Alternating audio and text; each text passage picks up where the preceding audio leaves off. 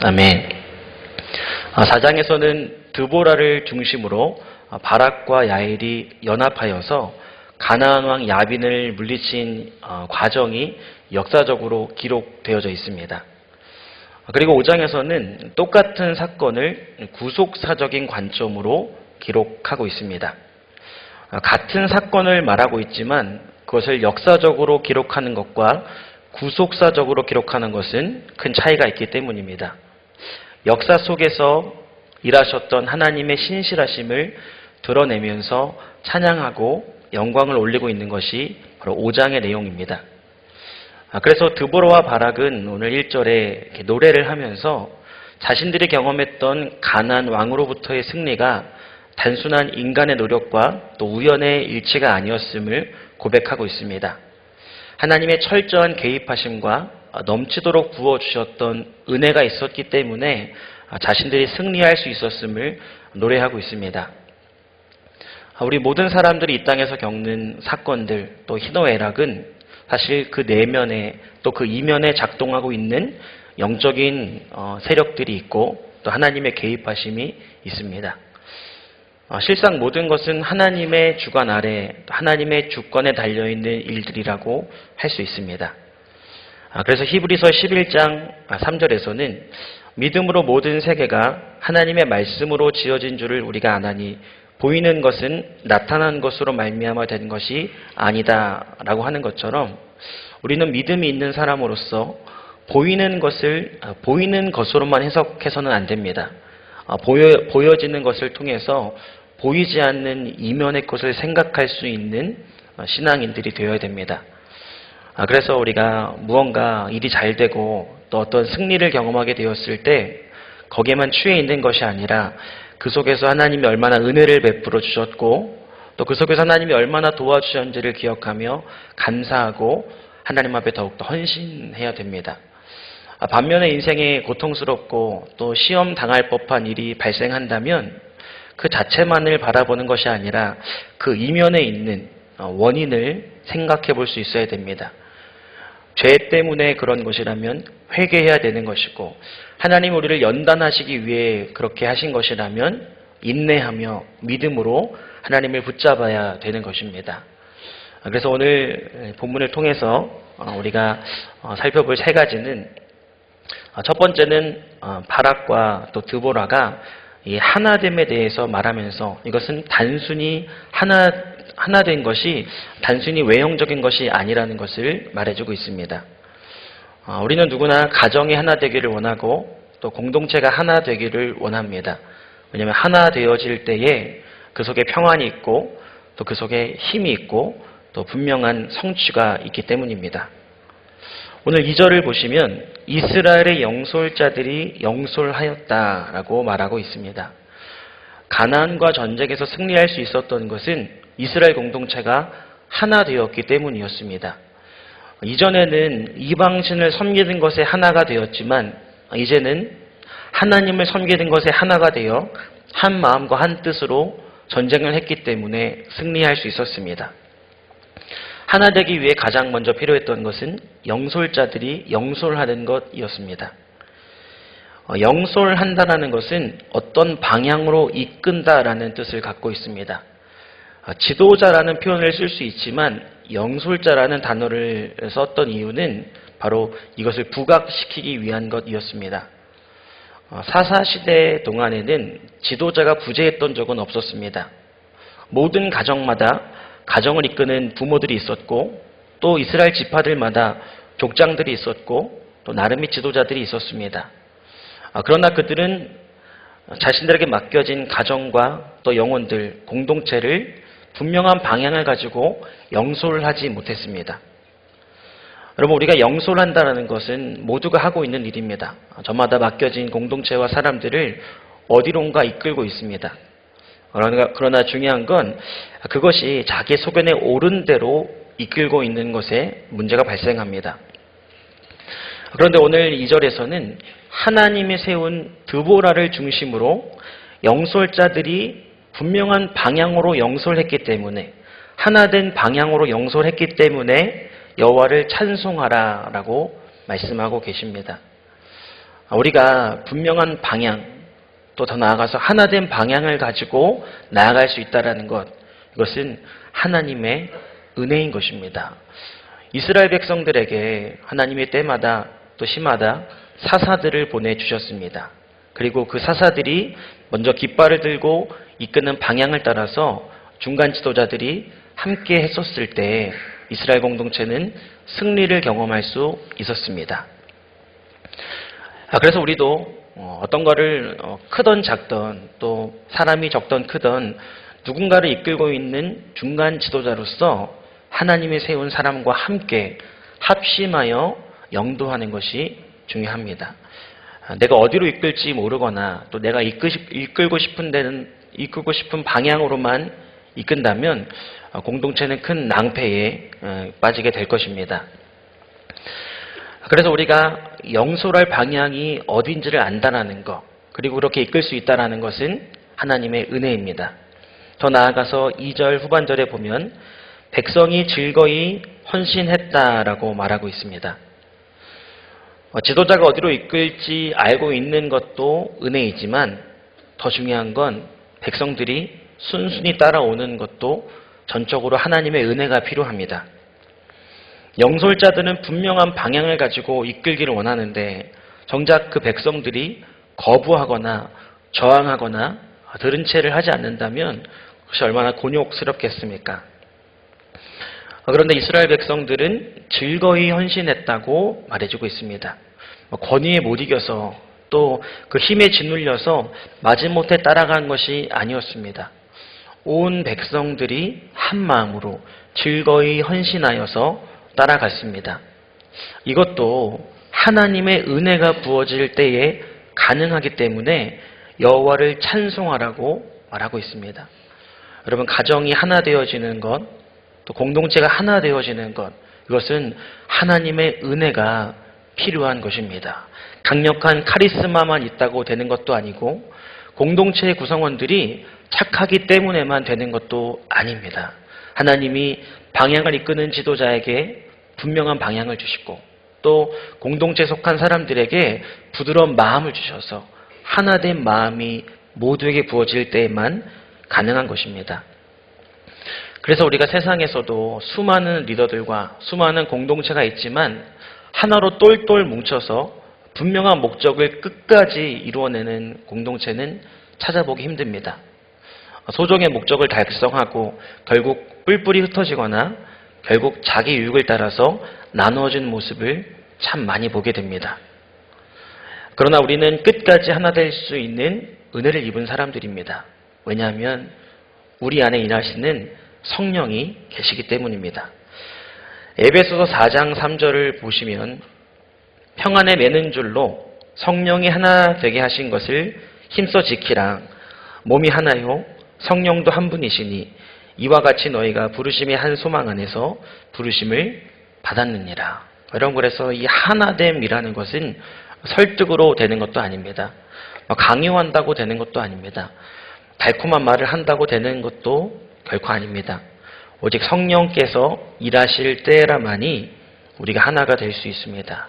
그래서 우리는 기도의 끈을 놓쳐서는 안 됩니다.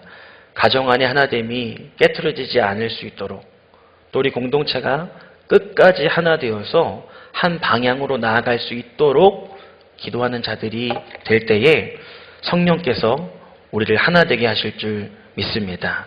그런데 내가 정작 이 본문을 보면서 내게 세우신 지도자들이 있고 내게 세우신 영솔자들이 있는데 정작 나는 즐거이 헌신하는 백성인지 아닌지를 먼저 돌아봐야 될 것입니다.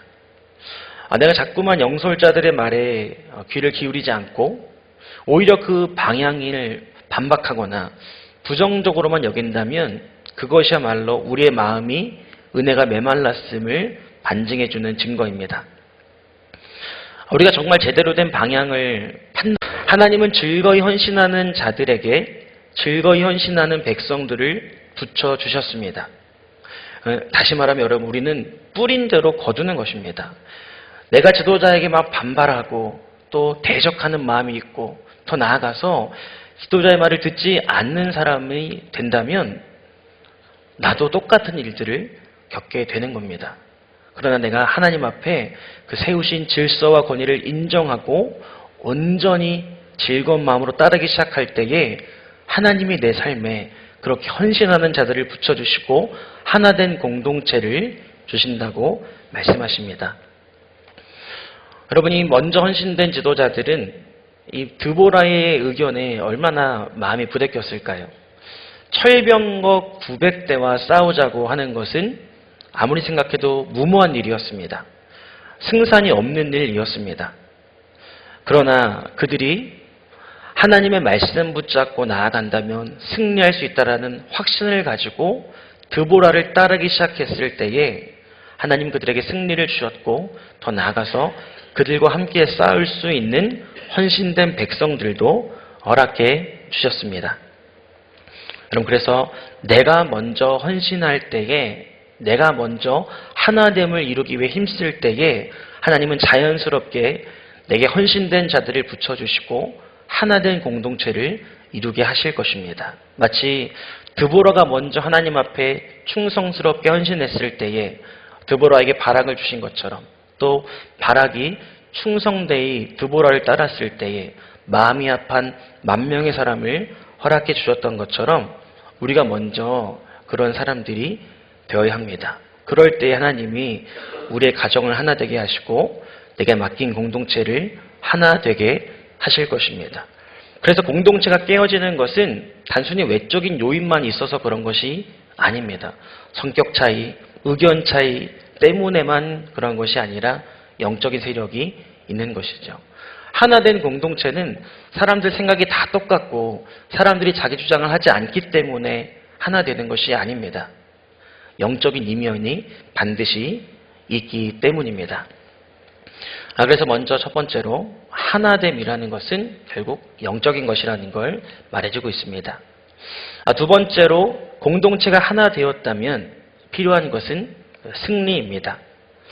4절과 5절을 보면 이스라엘 백성들이 하나가 되어서 승리할 수 있었던 이유에 대해서도 말해주고 있습니다. 4절을 보면 여호와께서 세일에서부터 나오시고 진행하실 때에 땅이 진동하고 하늘이 물을 내리고 구름도 물을 내렸다고 말해주고 있습니다. 가나안의 세력과 싸움을 할 때에 엄청난 비가 갑자기 내리기 시작했습니다. 그리고 갑자기 쏟아져 내리는 비에 강물이 불어나서 이 철병거 900대가 무용지물이 되어져 버렸습니다. 힘과 힘으로 맞붙었다면 도저히 이길 수 없었던 싸움도 하나님이 일하시면 승리를 주시는 겁니다. 이것은 결코 우연이 아니었습니다. 또 공동체가 단순히 하나 되어서 열심히 싸웠기 때문에도 된 것이 아니었습니다. 사사기 4장 13절을 보시면 시스라가 모든 병거 곧 철병거 900대와 자기와 함께 있는 모든 백성을 하로셋 학고임에서부터 기손강으로 모은지라. 이스라엘은 우기와 건기가 있습니다. 근데 이제 건기에는 비가 거의 내리지 않기 때문에 이 기손강은 강이 메말라서 평평한 평지가 되었습니다. 그래서 철병거 900대가 싸우기에 아주 적합한 장소가 이 기손강, 메말라 있는 기손강가였습니다. 그래서 이 가나안의 병사들은 기손강에 장막을 치고 있었습니다. 그런데 14절을 보시면 드보라가 바락에게 이르되 일어나라, 이는 여호와께서 시스라를 내 손에 넘겨주신 날이라. 여호와께서 너의 앞서 나가지 아니하시느냐 하는지라. 이에 바락이 10,000명을 거느리고 다볼산에서 내려가니. 그에 반해서 바락은 다볼산 위에 진을 치고 있었습니다. 상식적으로 철병거와 싸우기에 적합한 장소는 산 꼭대기였습니다. 철병거가 산 꼭대기까지 올라온 것도 힘들었고 또 철병거와 싸우기 위해서 가장 적합한 장소는 산이었기 때문입니다. 그런데 드보라는 바락에게 산 밑으로 내려가서 강가에서 싸우라고 명령하고 있습니다. 왜냐하면 하나님이 앞서 가시기 때문이라고 말해 주었습니다. 15절을 보시면 여호와께서 바락 앞에서 시스라와 그의 모든 병거와 그의 온 군대를 칼날로 혼란에 빠지게 하시매 시스라가 병거에서 내려 걸어서 도망한지라. 바락이 이 말씀 붙잡고 자기 생각 내려놓고 강가로 내려가기 시작할 때에 하나님이 앞서 싸우시면서 새 일을 행하여 주셨습니다. 다시 말하면 이스라엘 백성들은 하나된 마음으로 말씀 앞에 순종하여서 말씀을 붙잡고 한 걸음 한 걸음 내딛었을 때에 승리를 경험하게 된 것입니다. 그래서 사사기 5장 21절에 다시 한번 이 사건에 대해서 말하고 있습니다. 기손강은 그 무리를 표류시켰으니 이 기손강은 옛 강이라. 내 영혼아, 내가 힘 있는 자를 밟았도다. 여러분, 힘 있는 자를 어떻게 밟았습니까? 말씀을 붙잡았을 때, 말씀에 순종했을 때, 공동체가 하나 되어서 함께 나아갔을 때 악한 자를 밟고 하나님의 새 일을 경험할 수 있게 되었습니다. 여러분, 그래서 공동체는 어떻게 승리하게 될 수 있습니까?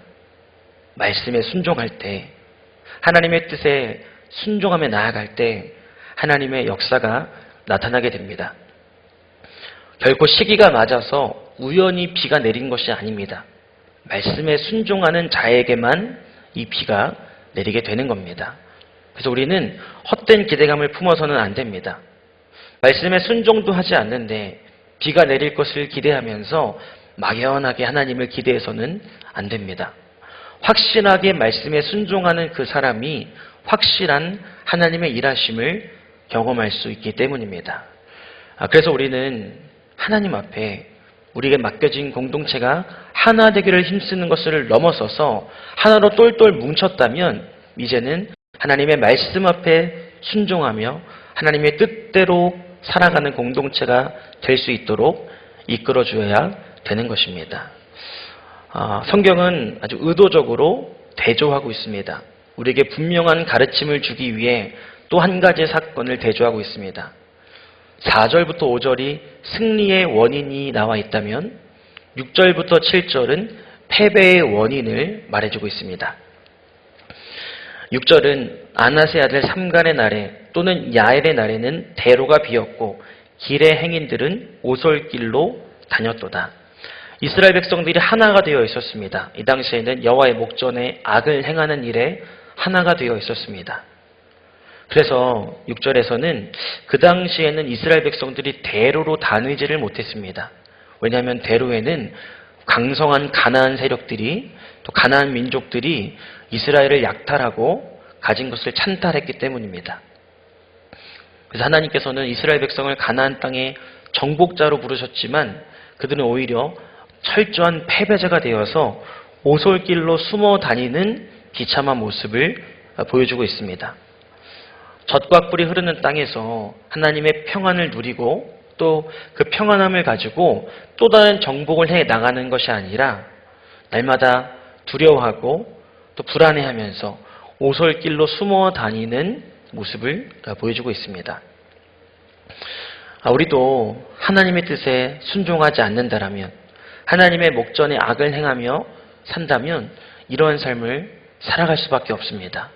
하나님이 우리 모두를 부르심의 자리가 있지만 그곳에서 정복하고 다스리며 하나님의 나라를 이루기보다는 오히려 약탈당할까봐, 무언가를 빼앗길까봐 소극적으로 살아가는 모습을 보일 수밖에 없습니다. 그래서 7절을 보면 이스라엘에는 마을 사람들이 그쳤으니 나 드보라가 일어나 이스라엘의 어머니가 되기까지 그쳤도다. 그래서 이스라엘의 마을에 사람이 그쳤다라는 것은 사람이 왕래하지 않고 생기가 없고 또 더 나아가서는 사람이 완전히 무기력해져서 집 안에만 숨어있는 모습을 보여주는 것입니다. 정복자로 깃발을 들고 나가는 것이 아니라 영적으로 아무것도 할 수 없는 무기력감 가운데 빠져서 생계가 없어진 모습을 보여주고 있습니다. 그럼 우리가 죄를 지으면 가장 먼저 찾아오는 것은 이런 무기력감입니다. 하나님 앞에 소망도 없고 또 바램도 없고 아무런 열정도 없고 그냥 사람이 그친 것처럼 우리 안에 영적인 어떤 것도 발휘되지 못하는 그런 모습으로 살아갑니다. 그 이유는 8절에 나와 있습니다. 무리가 새 신들을 택하였으므로 그때의 전쟁이 성문에 이르렀으나 이스라엘의 4만 명 중에 방패와 창이 보였던가. 여러분, 이 무기력에서 끝나지 않고 무리가 새 신들을 택하면 그때에 전쟁이 이르게 된다고 분명히 말씀하고 있습니다.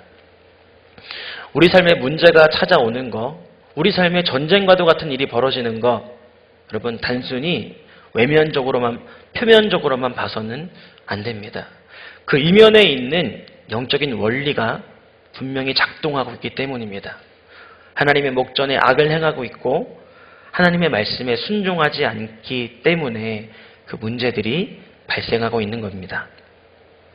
그런데 더 심각한 건 8절에 읽었던 것처럼 이스라엘에 4만 명이 있지만 정작 방패와 창이 있지 않다라는 것을 보여줍니다. 4만 명이나 있지만 싸울 수 있는 사람이 한 명도 준비되어 있지 않았습니다. 그래서 이 전쟁 가운데 처절하게 패배할 수밖에 없는 이스라엘의 모습을 보여줍니다. 하나님이 우리를 보호해 주시지 않으면, 우리가 죄악으로 말미암아 하나님의 은혜가 거두어져 가면 여러분 외적으로 4만 명이 있다 한들 우리는 결코 그 문제를 해결할 수 없게 됩니다. 사람이 보이기에 충분히 해결할 수 있는 것 같아 보여도, 돈도 있고 실력도 있고 능력도 있는 것 같아 보여도 정작 무기력하게 싸움에서 패배할 수밖에 없습니다. 그래서 이스라엘 백성들은 드보라가 일어서기 전까지 그렇게 무기력하게 압제당하고 고통을 당하고 살아오고 있었습니다. 그런데 이러한 영적인 무기력, 또 영적인 무능력을 끊어낸 사람이 바로 드보라였습니다. 드보라는 어떻게 이런 반전을 이루어낼 수 있었을까요? 7절에 보면 드보라가 일어났는데 이스라엘의 어머니가 되기까지라고 말해주고 있습니다. 여러분, 하나님은 한 사람을 찾고 계십니다. 이러한 영적인 전환을 일으킬 그 한 사람, 그것은 바로 드보라와 같은 사람입니다. 근데 드보라는 어떤 역할을 했습니까? 바로 어머니의 역할을 했습니다.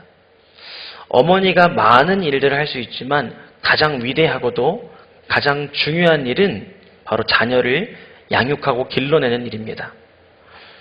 때마다 양식을 먹이고 또 아이를 양육하고 가르쳐주는 것, 이것이 어머니의 가장 중요한 역할입니다. 드보라가 가장 먼저 양육했던 한 사람이 있습니다. 바로 바락이라는 사람이었습니다. 바락을 어머니와 같이 잘 양육하였을 때 바락과도 같은 마음이 합한 10,000명의 사람이 일어나게 되었습니다. 여러분, 그래서 우리가 하나님의 승리를 경험하고 하나님의 승리를 경험하기 위해 필요한 것은 무엇일까요? 먼저는 내가 드보라처럼 하나님의 말씀을 붙잡고 일어서는 것입니다. 그리고 더 나아가 단 한 사람이라 할지라도 우리는 드보라가 바락을 양육했던 것처럼 한 사람을 온전히 길러낼 때에 하나님의 승리가 그 한 사람을 통해 또 그 2명을 통해 이루어지게 될 것입니다. 여러분, 그래서 우리가 가장 먼저 힘써야 될 것은 바로 드보라처럼 누군가의 어머니가 되어 양육하는 것입니다. 그것이 영적인 패배와 무기력감을 끝내고 승리로 전환시켜주는 그런 전환점이 반드시 될 것이기 때문입니다. 마지막 세 번째로 하나님께서는 이렇게 이스라엘 공동체에게 승리를 주신 이유에 대해서 말씀하고 계십니다. 10절을 보면 흰 나귀를 탄 자들, 양탄 자에 앉은 자들, 길에 행하는 자들아 전파할지어다 라고 말씀하십니다. 하나님은 승리를 주신 궁극적인 이유가 바로 또 한 가지의 사명을 주시기 위해서임을 말씀하십니다. 누가 이것을 전해야 될까요? 나귀를 탄 자, 양탄 자에 앉은 자, 길에 행하는 자, 이것은 이스라엘의 모든 부류의 사람을 말해주고 있습니다. 사회적 지위가 어떠하든 어떤 일을 하고 살든 모두에게 공통적으로 부여된 사명이 있다는 거죠. 그것은 바로 전파하는 것입니다. 우리가 나이가 어떻든 사회적 지위가 어떻든 심지어 무슨 일을 하든 하나님은 우리에게 공통적으로 전파하기를 원하십니다. 왜냐하면 우리는 이미 예수 그리스도의 십자가 안에서 놀라운 승리를 경험했기 때문입니다. 더 나아가 삶 속에서 끊임없이 크고 작은 승리를 경험하고 있습니다. 그럼 대체 무엇을 전해야 되는 것일까요? 11절을 보시면 활 쏘는 자들의 소리로부터 멀리 떨어진 물 깃는 곳에서도 여호와의 공의로우신 일을 전하라. 이스라엘에서 마을 사람들을 위한 의로우신 일을 노래하라. 그때 여호와의 백성이 성문에 내려갔도다. 우리는 무엇을 전해야 됩니까? 바로 여호와의 공의로우신 일, 이스라엘 마을에서 행하신 일, 바로 내 삶 가운데 행하셨던 그 일을 전하면 되는 것입니다. 대단한 거, 놀라운 걸 전하는 것이 아니라 내 삶에 재정적으로든 건강적으로든 관계적으로든 힘들었던 그때에 하나님 말씀 붙잡았을 때, 하나님 의지했을 때 어떻게 일하셨는지 그것을 삶의 자리에서 전하기 시작하는 것, 그것이 우리 모두의 사명이라고 말씀하고 계십니다. 여러분, 그래서 전도라는 것은, 하나님을 증언하는 것은 소수의 헌신된 사람들에게만 주어진 것이 아닙니다. 우리 구원받은 모든 자들이 이 사명을 감당해야 되는 것이죠. 그래서 12절에 보면 깰지어다 깰지어다 드보라여 깰지어다 너는 노래할지어다 일어날지어다 바락이여 아비노함의 아들이여 내가 사로잡은 자를 끌고 갈지어다. 여러분, 드보라가 스스로를 향하여서 깨어나라고 말하고 있습니다. 이제는 나의 구원, 내가 속한 공동체의 구원을 넘어서서 이제는 사로잡은 자들을 끌고 오는 이 사명의 눈을 뜨라고, 깨어나라고 말하고 있는 것입니다. 드보라가 또 바락이 깨어나서 이 사명을 감당하는 것, 이것이 바로 하나님이 우리에게 주신 승리의 목적입니다. 바꿔 생각해 보면 여러분, 이 사명을 감당하는 공동체에게 하나님이 어떻게 일하시겠습니까? 사로잡은 자를 끌고 오기 위해서 하나님이 끊임없이 은혜를 주시고 보호해 주시고 그 성읍 가운데 평안을 주시는 겁니다. 그러나 이것을 이스라엘 공동체가 잃어버렸기 때문에 또다시 자신들을 위해 살고 자신들을 위해 하나님을 믿었기 때문에 다시금 풍요로움 가운데 이방신을 섬기고 타락하게 되는 반복적인 죄악에 빠지게 되었습니다. 여러분, 우리가 깨어나야 됩니다. 하나님이 우리에게 주신 놀라운 승리, 또 하나님이 내 삶 가운데 각자마다 주신 아픔과 고통과 상처들이 있습니다. 그런데 하나님께서는 그 상처와 고통을 그리스도의 보혈을 통하여서, 십자가의 은혜를 통하여서 회복하여 주시고 승리를 경험하게 하셨습니다. 그럼 우리는 그 승리를 주신 목적을 다시 한번 회복해야 됩니다. 나와 같은 상처와 아픔에 여전히 사로잡혀서 억눌리고 있는 그들을 향해 나아갈 때에 우리로 하여금 그들이 다시금 사로잡은 자를 끌고 사로잡은 자들로부터 돌아올 수 있는 은혜를 누리게 되는 것입니다. 말씀을 정리하도록 하겠습니다. 하나님께서는 우리에게 하나됨과 승리를 주기 원하십니다. 여러분, 그것은 그냥 되어지는 것이 아닙니다. 다시 한번 내가 하나님 앞에 올바른 방향으로 이끌 수 있는 지혜를 주시기를 이 아침에 구하시기 바랍니다. 더 나아가 내가 하나님이 세우신 지도자에게 충성되이 헌신할 수 있는, 한 마음으로 따라갈 수 있는 마음을 달라고 기도하시기 바랍니다. 그러한 자들에게는 하나님이 충성된 자들을 허락하신다고 말씀하셨기 때문입니다. 그래서 그렇게 하나된 공동체가 되어 말씀에 순종할 때에 승리를 주실 것이고, 그 승리를 넘어서 이제는 사로잡은 자를 돌아오게 하는, 주님 다시 오실 때까지 이 사명을 끝까지 감당하는 하나님의 거룩한 가정, 그런 셀과 교회가 되시기를 주님의 이름으로 축복합니다. 기도하겠습니다. 하나님, 정말 우리에게, 또 우리 각 가정과 또 셀에, 또 우리 교회 안에 하나됨이 필요합니다. 하나님, 그것을 위하여서 먼저 우리 마음에 겸손한 마음과 부드러운 마음을 허락하여 주시옵소서. 한 마음으로 말씀에 순종하는 그러한 각 가정과 교회가 되게 하여 주셔서 하나님, 새 일을 이루시는 그 하나님을 경험하는 2024년도가 되게 하여 주시옵소서. 하나님, 무엇보다도 우리 각 가정이, 우리 교회가 깨어나기를 원합니다. 나만 보는 것이 아니라, 우리 가정만 보는 것이 아니라, 이제는 사로잡힌 자들을 돌아오게 하는 그 사명에 눈을 뜬 자들이 되어서 영통 각 지역을 향하여, 열방을 향하여 나아가는 우리 모든 성도님들이 되게 하여 주시옵소서. 예수님의 이름으로 기도드렸습니다. 우리가 이 시간에 말씀을 붙잡고 함께 기도하기 원합니다. 먼저 기도할 때에 하나님